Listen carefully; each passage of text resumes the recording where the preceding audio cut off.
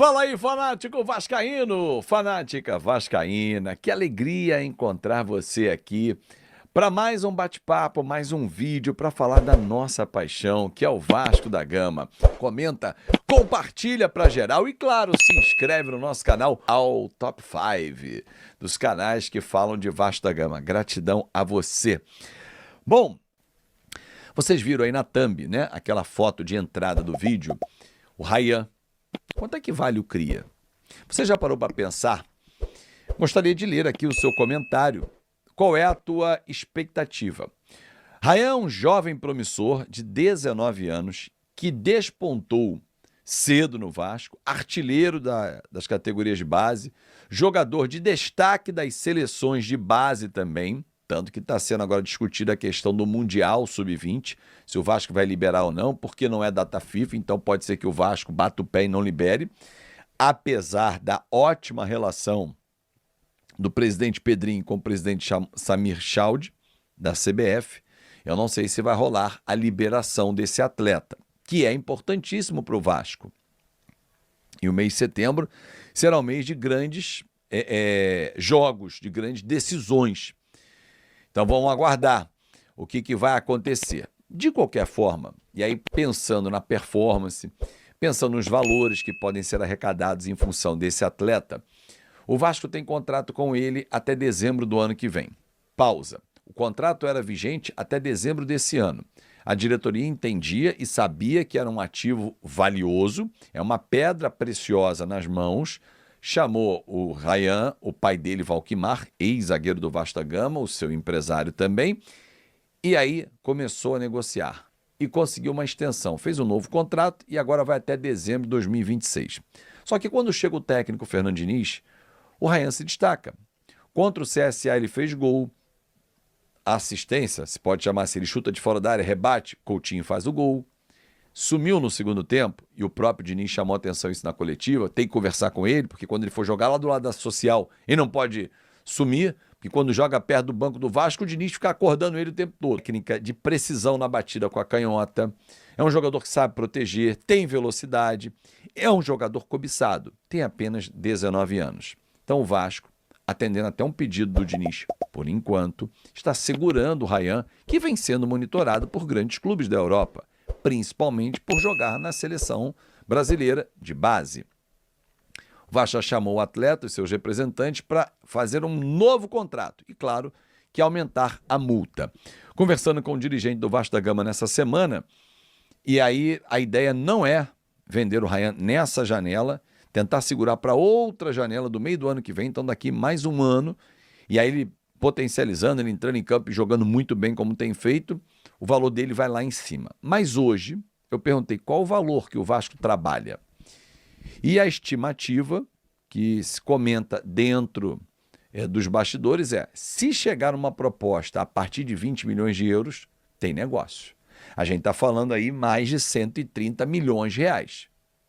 Pô, mas o Rayan tem que valer 40 milhões. Ok, só que a gente tem que olhar alguns indicativos.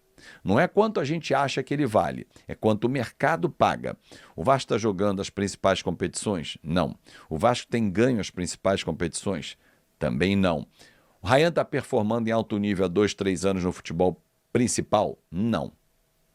Então isso tudo faz com que o valor seja menor. Mas se ele tiver mais um ano, mais minutagem, Série A, Copa do Brasil de novo, avançando de fase, no ano que vem voltar a jogar Série A, isso tudo eleva o preço. Mas há um entendimento, uma noção interna que, a partir de 20 milhões de euros agora, tem negócio. E reposição, Azevedo? Difícil. Bem difícil, mas a gente tem que criar um outro Rayan na nossa base.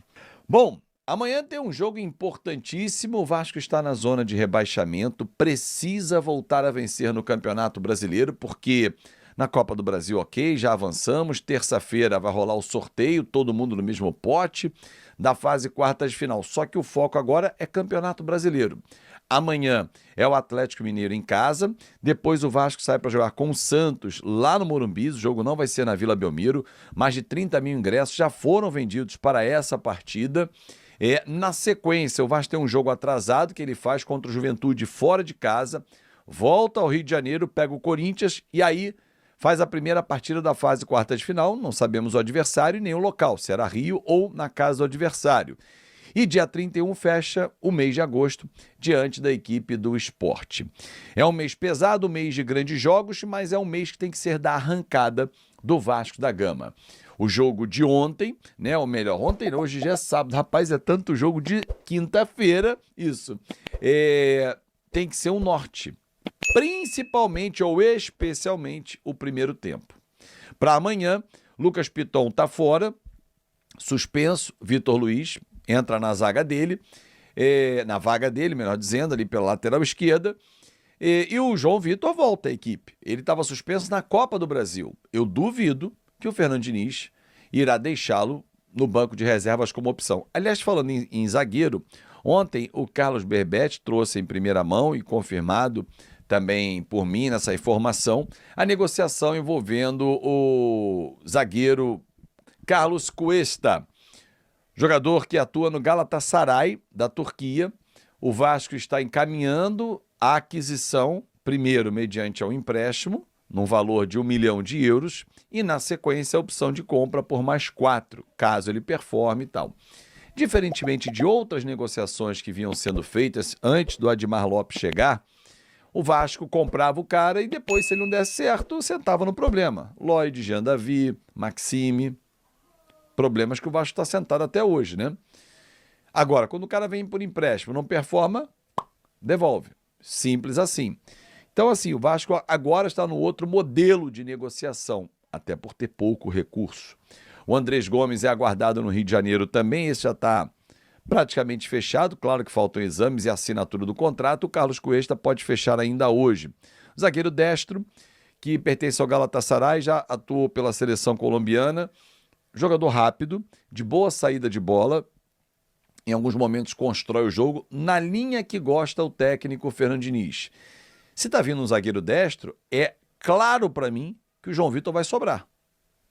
Ou ele vai botar 2 destros, até porque o Cuesta pode atuar pela esquerda. Ele fez vários jogos assim, jogando pelo lado esquerdo. Então, vamos aguardar o que vai pensar o técnico Fernando Diniz.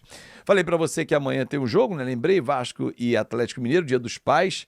Já antecipadamente um abraço especial a todos os papais que são vascaínos, né? Um abraço carinhoso a todos. Eu sou papai, tenho 2 filhos, a Júlia e o Lucas, e vai ser um dia especial para todos nós. Então sintam-se todos abraçados antecipadamente.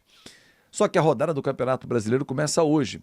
Tem Flamengo e Mirassol, tem Fortaleza e Botafogo, tem Bahia e Fluminense, amanhã tem o jogo do Vasco, tem o jogo do Palmeiras com o Ceará, enfim, muita bola rolando, termina só na segunda-feira. Um grande abraço para você, um ótimo sábado e amanhã eu espero você a partir de 3h15 da tarde na melhor transmissão que é feita para você. E aí, pessoal, beleza? Não se esqueça de se inscrever no canal, deixar o seu like e ativar o sininho das notificações. Um forte abraço e até o próximo vídeo com mais notícias sobre o Vasco da Gama. Aqui trazemos as principais notícias do Vasco todos os dias para vocês. Tamo junto, rapaziada.